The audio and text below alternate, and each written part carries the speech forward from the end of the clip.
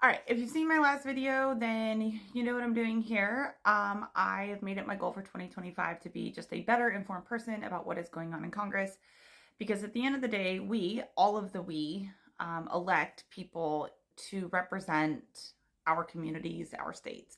And it's important to know what they're doing. So every day I will be getting onto congress.gov to see what the House has done and what the Senate has done and posting a video within 24 hours of that to say what they've done. So here's what we have from yesterday. The House, all they did was say the Pledge of Allegiance and go to the inauguration, so nothing really to report. The Senate, however, did pass one bill and introduce another, so I want to talk about those. So this is the bill. Oops, sorry, let me shrink myself. I'm new to this. Please be patient. So this bill passed yesterday. This is S5, the Lake and Riley Act. It passed the Senate. Now it needs to go to the House and then to the President. It had 7 overall votes before it passed, and it passed with a 64 to 35 majority. It was introduced by Senator Britt, who is a Republican. And let me tell you what this bill says. This bill is kind of lengthy, and I'm not going to read the whole thing, but you can, if you would like to pause it, or just go to congress.gov, or I can kind of get out of the way. Let me know what's best for you guys when you watch these. So this bill requires the Department of Homeland Security to detain certain non-U.S. nationals who have been arrested for burglary, theft, larceny, or shoplifting. It also authorizes states to sue the federal government for decisions or alleged failures related to immigration enforcement. The rest of the bill kind of goes into details. There were a bunch of amendments also proposed to this bill that you can get from congress.gov, but it was just little wording changes, as well as an addition. They made Amendment 8, I believe, was to add in murder and assault as some of the wording in here.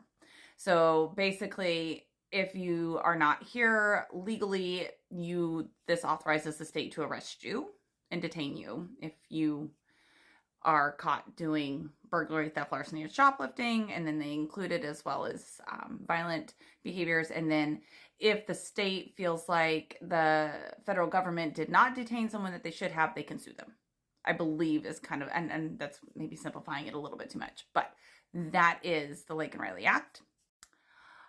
This was just introduced. You can see it was introduced on 115, but it just hit the floor.